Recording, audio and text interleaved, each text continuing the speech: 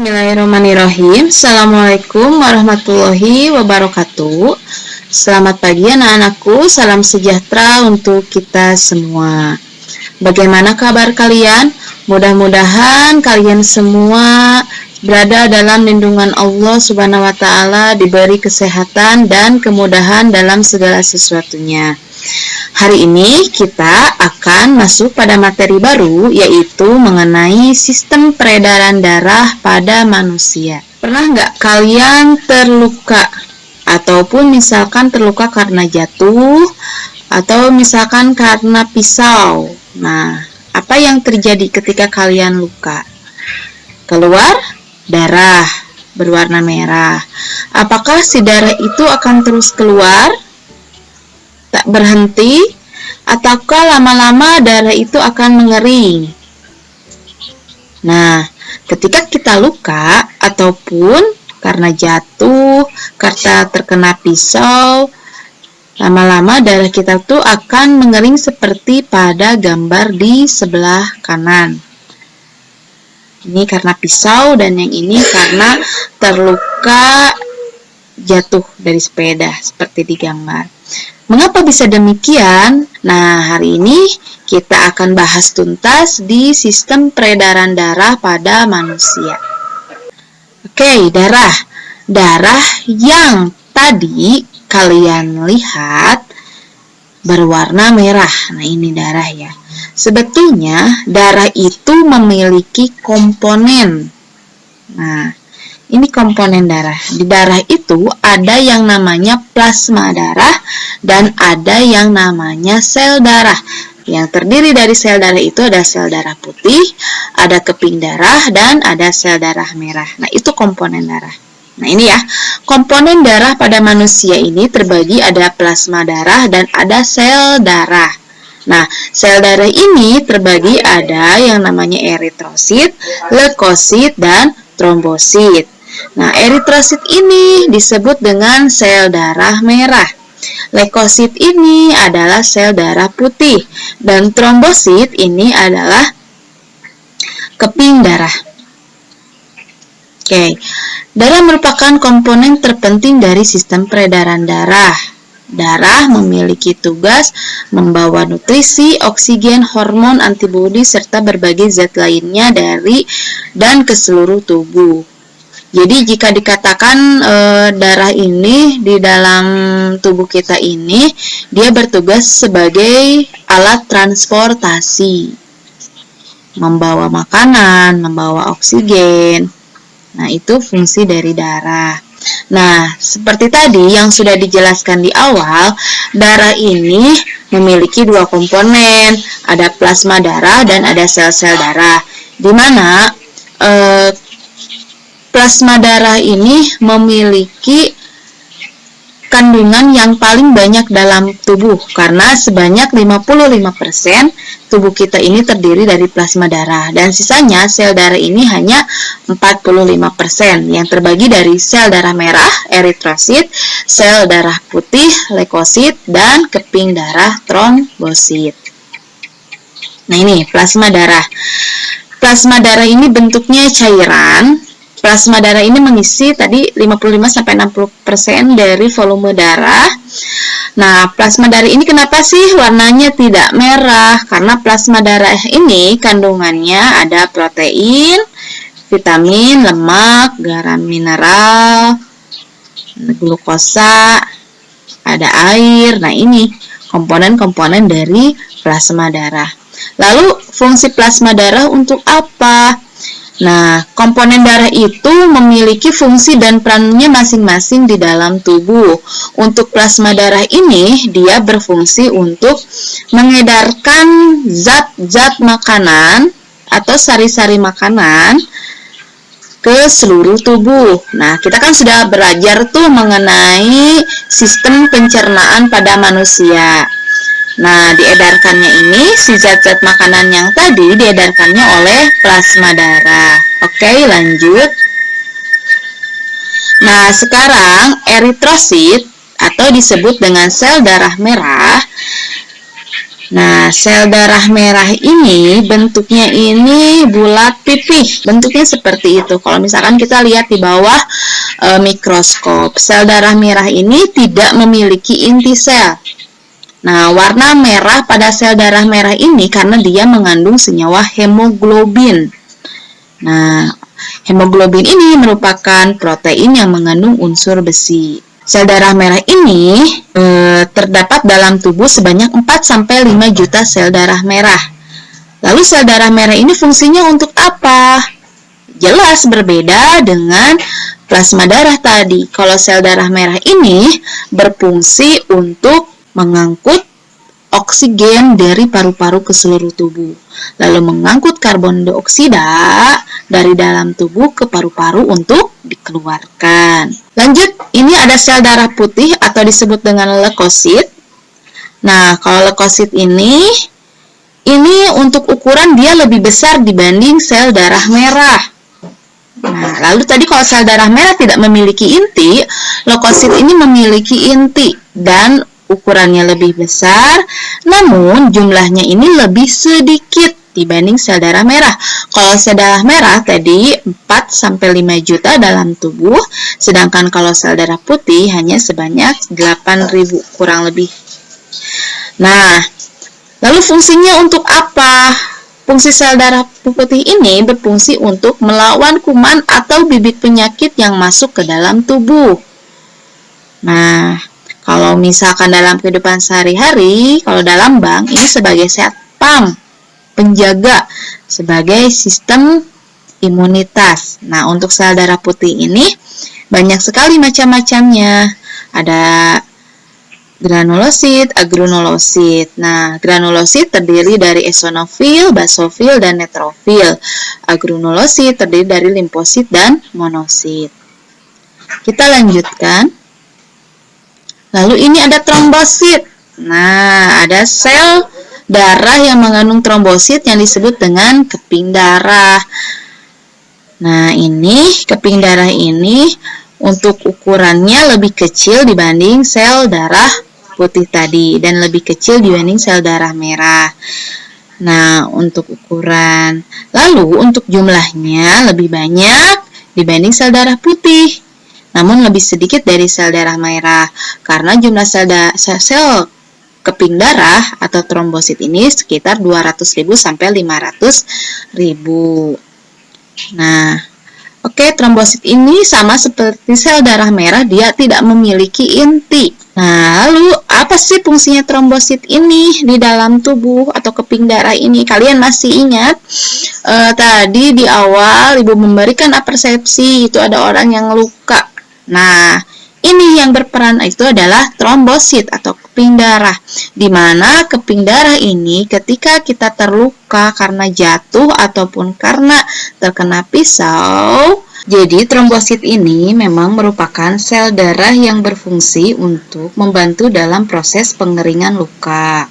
Nah, keping darah ini dalam tubuh seperti yang dijelaskan tadi di awal merupakan jumlah yang cukup banyak di dalam tubuh kita dibanding dengan sel darah putih, yaitu 200.000 sampai 500.000. Sel darah putih tadi hanya 8.000 sampai 10.000. Untuk trombosit ini sama seperti sel darah merah, dia tidak memiliki inti dan bentuknya itu tidak beraturan, ada yang bulat, oval, dan memanjang. Nah, ini untuk mekanisme pengeringan luka. Oke, nah ini tadi seperti yang Ibu jelaskan barusan, trombositnya ketika kita luka maka trombosit akan pecah, lalu trombosit yang pecah itu mengeluarkan senyawa trombokinase atau enzim trombokinase, lalu enzim trombokinase ini merubah prototrombin menjadi trombin. Tentu saja dengan bantuan ion Ca2+ atau kalsium dan vitamin K, lalu trombin merubah fibrinogen menjadi benang-benang fibrin.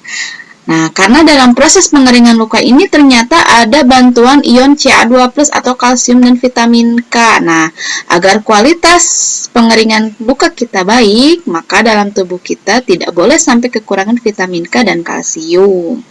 Nah, dari itu kita harus menjaga nutrisi atau asupan nutrisi yang masuk ke dalam tubuh. Oke, kalian boleh menyimak video ini. Sebentar. Ini video proses pengeringan luka. Saya sambil jelaskan ya. Ini ceritanya ada seseorang yang terluka. Nah, ketika seseorang itu luka, ini otomatis darah-darahnya ini akan keluar. Nah, ini terlihat ya, ini luka, lalu ini darah keluar, ada sel darah merah, ada sel darah putih. Nah, ini otomatis trombosit kita akan mengeluarkan trombokinase lalu menutup luka. Ini terlihat ya. Nah, ini proses penutupan atau pengeringan luka di dalam tubuh kita. Ini terlihat trombosit yang sedang menutup luka kita. Oke, sudah terlihat lah ini.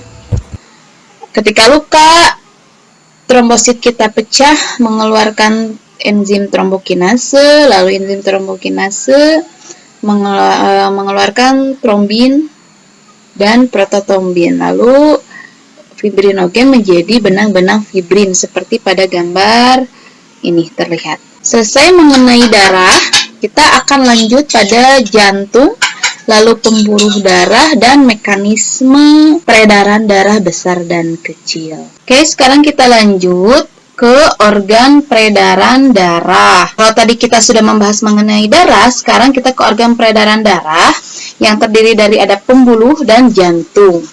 Nah, pembuluh ini ada vena, ada arteri dan kapiler, sedangkan jantung ini ada dinding jantung, ada ruang jantung, dan ada katup jantung. Kita berkenalan dulu dengan jantung. Nah, ini jantung kita. Oke, jantung manusia ini terdiri dari 4 ruang. Sebelah atas ini ada serambi, kiri dan kanan, lalu bawah ini ada bilik, kiri dan kanan. Lalu ini ada katup di atasnya ini. Masing-masing si serambi dan si bilik ini dia memiliki katup. Katup ini, katup yang sehat ini dia dapat menutup sangat erat sehingga si darah yang mengandung oksigen ataupun karbon dioksida ini tidak akan bercampur. Nah, lalu ini untuk pembuluh nadi atau pembuluh darah. Di pembuluh darah ini ada pembuluh nadi yang disebut dengan arteri, pembuluh balik vena, lalu pembuluh kapiler. Pembuluh nadi atau arteri dia membawa kaya akan oksigen, sedangkan vena kaya akan karbon dioksida. Arteri ini meninggalkan jantung menuju seluruh tubuh, sedangkan vena ini dia menuju jantung. Sedangkan pembuluh kapiler ini pembuluh yang sangat tipis dan kecil yang sangat dekat dengan yang sangat dekat dengan sel manusia. Itu adalah pembuluh kapiler. Nah, ini untuk urutan peredaran darah besar dan kecil. Nah, ini pertama, peredaran darah besar ini mulai dari nomor 4, yaitu bilik kiri. Di mana bilik kiri ini mengandung banyak oksigen. Lalu nanti ini ke aorta. Lalu ini akan ke arteri, lalu arteriol. Lalu ini diedarkan ke seluruh tubuh. Ini nomor 7. Nah, di seluruh tubuh ini oksigen berubah menjadi karbon dioksida yang akhirnya karbon dioksida dibawa oleh ini ke sini nomor 5 ke vena. Lalu ini masuk ke nomor 1 serambi kanan, masih karbon dioksida. Lalu ini masuk nomor 3 bilik kanan, lalu ke nomor 10 arteri pulmonalis, lalu ke nomor 8 kita ini adalah paru-paru. Nah, di paru-paru ini ada pertukaran antara oksigen dan karbon dioksida. Nah, lalu oksigen masuk ke dalam tubuh, karbon dioksida tadi yang dibawa oleh arteri pulmonalis keluar melalui paru-paru dan hidung. Lalu ini oksigen masuk lagi ke dalam tubuh di nomor 11, lalu ke nomor 2 yaitu serambi kiri. Lalu kembali lagi tadi seperti semula ke nomor 4 yaitu mulai di bilik kiri. Oke, itu untuk mekanisme peredaran darah besar dan kecil. Lebih memahaminya, silahkan kalian simak video berikut. Oke people, teman-teman, kalian ingat kan kalau proses pencernaan makanan menghasilkan sari makanan. Sari-sari makanan hasil proses pencernaan akan diedarkan ke seluruh bagian tubuh untuk dimanfaatkan. Nah, bagian tubuh yang memiliki tugas untuk mengangkut dan mengedarkan sari makanan adalah darah. Selain itu, darah juga berfungsi mengedarkan oksigen dan karbon dioksida hasil pernafasan. Betul, Pipo. Jadi, darah itu punya dua fungsi buat tubuh kita. Darah berfungsi untuk mengangkut dan mengedarkan sari makanan hasil proses pencernaan ke seluruh tubuh. Selain itu, darah juga berfungsi mengedarkan oksigen dan karbon dioksida hasil pernapasan. Peredaran atau aliran darah di dalam tubuh manusia terjadi melalui organ peredaran darah, yaitu jantung dan pembuluh darah. Jantung adalah organ tubuh yang berfungsi untuk memompa darah ke seluruh tubuh. Jantung manusia terletak di dalam rongga dada agak sebelah kiri. Kamu tahu nggak besar jantung kita? Kalau jantung orang dewasa sih kira-kira seukuran satu kepalan tangan yang beratnya 300 gram. Di dalamnya, jantung memiliki 4 ruang, yaitu serambi kiri, serambi kanan, bilik kiri, dan bilik kanan. Betul nggak, Ma? Betul, Pipo. Sebagai alat pemompa darah, jantung memiliki otot-otot yang kuat. Otot bilik lebih tebal daripada otot serambi, karena otot bilik memompa darah keluar jantung untuk diedarkan ke seluruh tubuh. Oh iya, di antara serambi dan bilik jantung ada pemisah berupa pintu turun yang disebut katup jantung. Katup jantung yang sehat dapat menutup sangat rapat, sehingga darah dari bilik tidak tercampur dengan darah dari serambi. Katup-katup itu membuka dan menutup seirama dengan denyutan jantung. Kalau nggak salah, pembuluh darah dapat dibedakan menjadi dua berdasarkan arah aliran darah, yaitu pembuluh nadi atau arteri dan pembuluh balik atau vena. Benar banget, Pipo. Pembuluh nadi adalah pembuluh yang mengalirkan darah keluar dari jantung. Pembuluh nadi yang paling besar disebut aorta. Kalau pembuluh balik adalah pembuluh darah yang mengalirkan darah masuk ke dalam jantung. Pembuluh balik yang paling besar ada dua, yaitu pembuluh balik atas dan pembuluh balik. Kamu tahu nggak, Pipo? Darah dalam tubuh manusia selalu beredar dalam pembuluh darah, sehingga disebut peredaran darah tertutup. Berdasarkan panjang dan pendeknya jalur yang ditempuh, peredaran darah manusia dibagi menjadi peredaran darah kecil dan peredaran darah besar. Peredaran darah kecil berlangsung dari jantung ke paru-paru, kemudian kembali ke jantung lagi. Urutan peredaran darah kecil adalah serambi kanan, lalu ke bilik kanan, ke paru-paru, lalu ke serambi kiri. Berarti kalau peredaran darah besar berlangsung dari jantung ke seluruh tubuh, kecuali paru-paru dan kembali ke jantung. Urutan peredaran darah besar adalah serambi kiri, lalu ke bilik kiri, ke seluruh tubuh, lalu ke serambi kanan. Tapi dalam aktivitasnya, peredaran darah kan bisa terkena gangguan penyakit juga ya. Betul itu. Nanti kita bahas sama-sama di video selanjutnya ya. Oke, sekian dari Ibu. Nanti jika memang ada yang kurang dimengerti akan Ibu bahas di pertemuan tatap muka. Untuk tugasnya nanti ada di bawah, silahkan baca dengan baik. Wassalamualaikum warahmatullahi wabarakatuh.